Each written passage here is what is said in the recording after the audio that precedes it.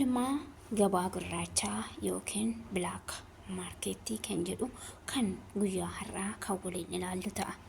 Biyyoonni ani qabadhee isiniif dhiyaadhe irra jireechi isaanii biyyoota Arabaati. Baay'een keenya biyyoota Arabaa keessa jira. Gabba Gurraachaan erganna waan ta'eef guyyaarra beekuun nu barbaachisa.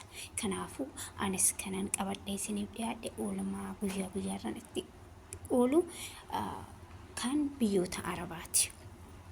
Akkasumas baankiiwwan Itoophiyaa meeqan bitee meeqan akka gurguraa oolu baankii adda addaatitu Itoophiyaa keessa jira. Haalli bittaa fi gurgurtaan isaanii adda adda. Isas tokkoon kanan isin biraan ga'u ta'a. Jaalatamtoota fi kabajamtoota hordoftoota Feyise kan taatan hunduma keessanii bakka jirtanitti nageenyi koo kan jaalalaa isin bira haa ga'u isiniin jecha. Har'a immoo viidiyoo biraa qabadhee isiniif dhiyaatee jira. Hanga dhuma viidiyoo kiyyaatiitti akkana wajjin turtan jaalalaa fi kabajaan isin gaafadha.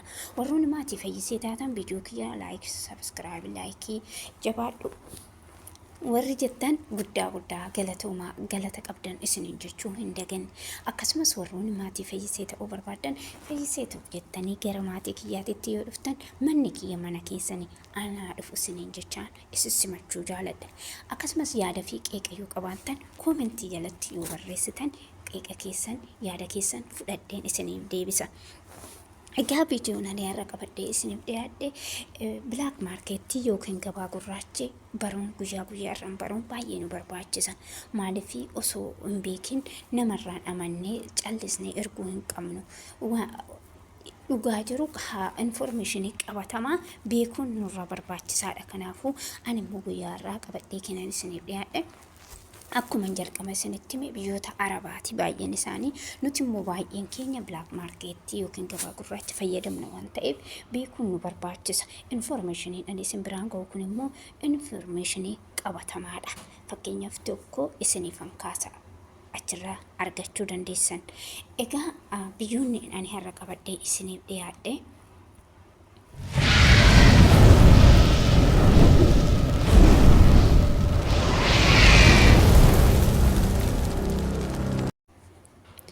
Egaa biyyoonni ani har'a qabadhee isiniif dhiyaadhe US doolaariidha. Akkasumas Dubai, Saudi, Kuwait, Oman, Jordan, Bahrain kanneen jechuudha kanan qabadhee isiniif dhiyaadhe.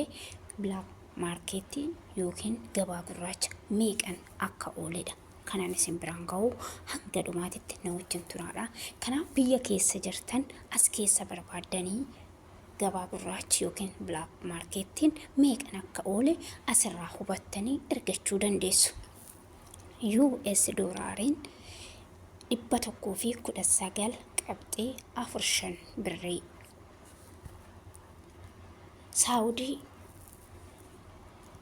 30.6 duwwaa. Dubai 32.4 duwwaa. Kuwait 389.3. Oman 310.5.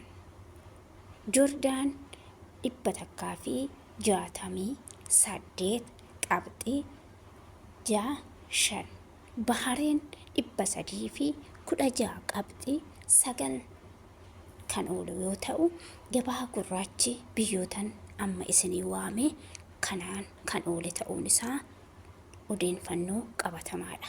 Amma immoo jituu kanan isin biraan ga'u baankiiwwan Itoophiyaa keessa jiran meeqan bitee meeqan akka gurguru olmaa guyyaa har'aa kan ta'e hanga dhumaatitti dhaggeeffadhaa.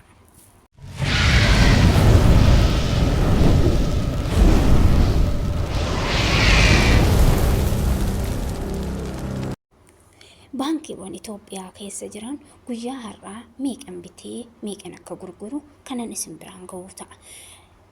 Tokkoffaa Oromiyaa baankii kan biteen 104 yoo ta'u kan itti gurguru 117.7.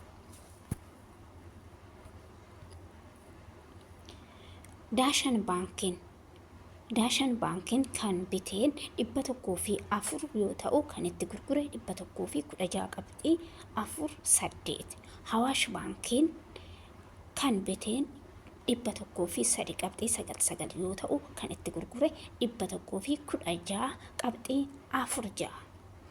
Bunna baankii kan biteen 104.09 yoo ta'u kan itti gurgure 117.65. Sinqee baankiin kan biteen 105.94 yoo ta'u kan itti gurgure 117.07. Amaara baankiin kan biteen 104.69 yoo ta'u kan itti gurgure 119.35. Akkasumas Communication of Bank Ethiopiaan kan biteen 104.08 yoo ta'u kan itti gurguru 115.